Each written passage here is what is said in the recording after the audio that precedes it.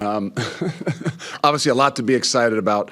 Let's just, we could start, obviously today's Monday night, but tomorrow night we open up volleyball. We've got top 10 matchup with volleyball, so wishing them luck against Louisville. That would be tomorrow night, and a lot of other things within the athletic department that are really exciting too, right? I mean, obviously season tickets, our fundraising for our indoor. So there's a lot of internal excitement for the start of what we call our season. So I'll get that out of the way quick just to make sure that everybody kind of understands there's a lot more going on than just what's going to happen on the 30th. But for us, I think that this is the longest week of the year within your entire season. So within the entire program, right? I mean, whether it's off season, whether it's spring football, that week one buildup is the longest week of the year. And I think our kids would probably say the same thing, right? You go through fall camp, then you kind of switch gears a little bit as we came back to campus, and you're still not into game mode, and then you all of a sudden go into game mode, and you do it a few days early, just trying to make a break between fall camp and things like that, and then this week becomes incredibly, incredibly long. Today's a Monday, which will have a Wednesday practice, so try to figure all that stuff out. As you try to build your routine, school hasn't begun, so that's what I mean by for our kids. For our coaches, it's always week one is a long week. When school's not in, it's even a longer week. So Friday can't get here fast enough, but there's still a lot of work to be done. And I think for us, that's kind of the key, right? Is week one in college football is different than any other sport, I think, out there. Why? Because we have no real preseason game. We have no scrimmage, right? It's probably the only sport out there, the high-level sport, that you don't have some idea, some type of scrimmage, some type of competition with another group that you can, get a little bit of a better idea of where you are and how you do things and how you handle things. So, this is I think my 24th year, somewhere right around there in college coaching, and I don't know that it's going to change, and it hasn't changed. So you'd think that, well, Coach, you ought to be used to this by now, but I don't know that you do get used to that. Each and every year, week one is so unique, as we saw even in week 0 last week. There's a lot of unknowns, not just because they're college football kids, because they're 18 to 22-year-olds, but also because of those other things we talked about. No opportunity to scrimmage, whether it's in the spring, in fall, as many turnovers and transfers and things like that a lot of programs have. So that week one there's a lot of build up to it, and we're getting close. We're excited about that, but we've still got some work to do before we get to the 30th.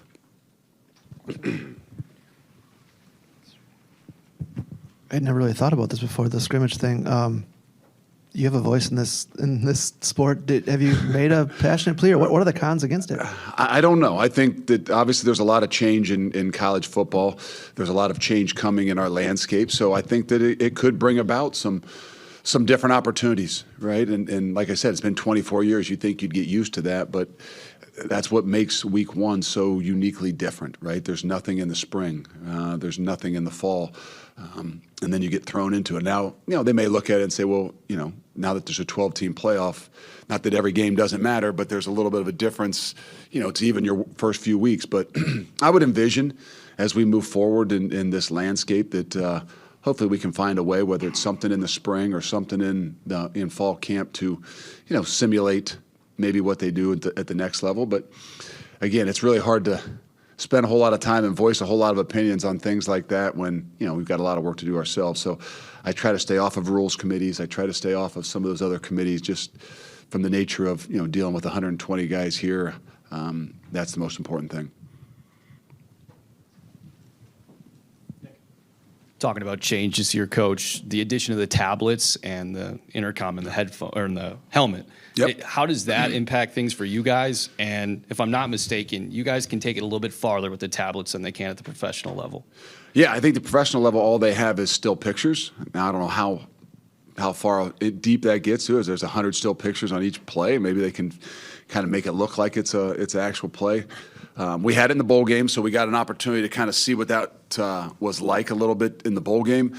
Recognize some things that we got to do better from spending a game with that. And then haven't had a whole lot of time. We had one kind of mock game where we had the opportunity to bring in all the technology in one setting. So it's definitely different. I think that you've got to have a plan for it, whether it's the headset, whether it's the technology. But I also think that it can be overwhelming too. So we got to try to figure out what that balance is. Each kid can handle some things a little bit different, right? Do you need to watch every single play? Do you need to be, evaluating yourself on every single snap? I think that's probably not going to be the best thing for everybody, but it does give us an opportunity to make sure we're using it in the best way.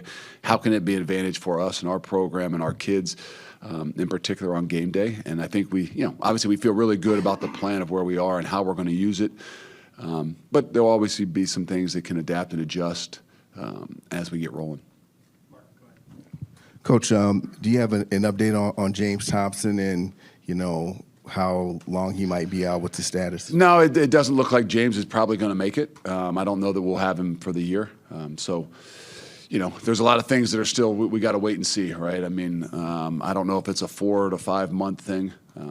He had surgery, I think last week. We really haven't really talked about it, but it's a big loss. It's tough. And, a guy in his senior year that has been through so many things and has meant so much to us. I mean, obviously over his time here, but even in this off season, and our ability to continue to grow and do the things we want to do, and kind of really.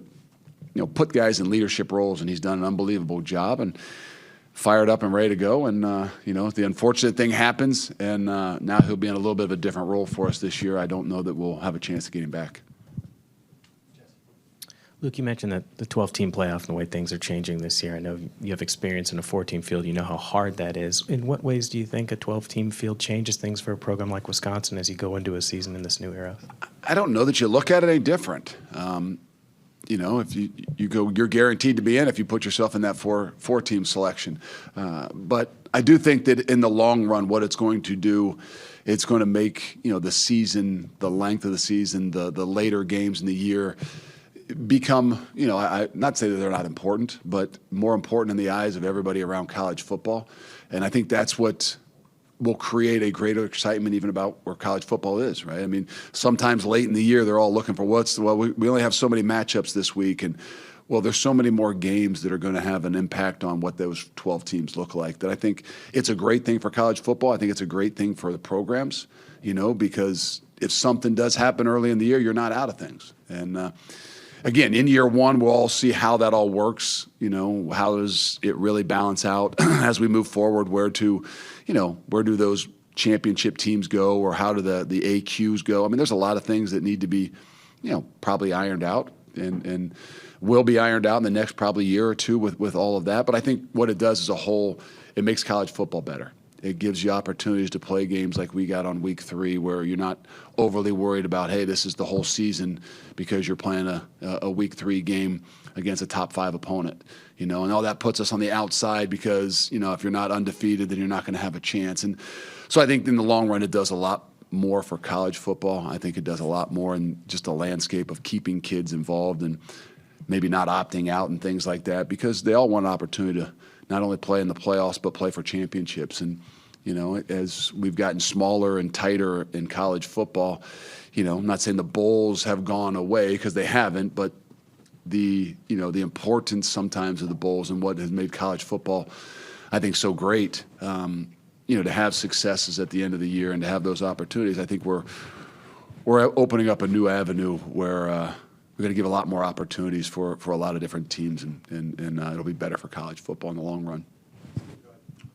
Just wondering what you've seen from Ches during this preseason, off-season, just what it says for him to come back after all the injuries he's kind of dealt with over the years. Yeah, that's the thing. I mean, injuries are injuries, and how people deal with them are really key and critical. And Ches has had his, right? He's had his ups and he's had his downs, and he's had these really tough moments. And, for us, more than anything, obviously we love Ches and we want him to have an incredible season. We want him to have, all the things that he expected and expects. The thing about it is building that confidence from coming back from a lot of those injuries. And I can say this, that he's in a much different place from what I've known even from last year. And I mean that because in spring football, we went live with Ches. And it wasn't something that maybe we thought we were going to do. And I think it started to build his confidence when all of a sudden he was able to go live and get that feel back. And then in fall camp, we went live with him again in there and have the true ability to, kind of test yourself and see where you are. And I really do believe I've seen, he's had a great attitude. He's worked his tail off in everything that we've done, but that confidence level of truly carrying the football, truly making plays, truly taking care of it. When you do some of those things we did in fall camp and let him go in live situations, I think it's really kind of helped build his confidence, not just in his leg, but in all things that tends to get taken away sometimes when you go through as many tough injuries as he has. So I'm excited to see him play. I'm excited for him to, kind of let loose again. And I really do think that his confidence level and stuff is in a really good place. You've said previously what you look for in a quarterback, leader and winner. I'm curious how you evaluate it beyond the scoreboard and beyond that leadership stuff. Are there metrics you look at in terms of what makes a quarterback, what means he had a good day or a good season? Well, it's hard.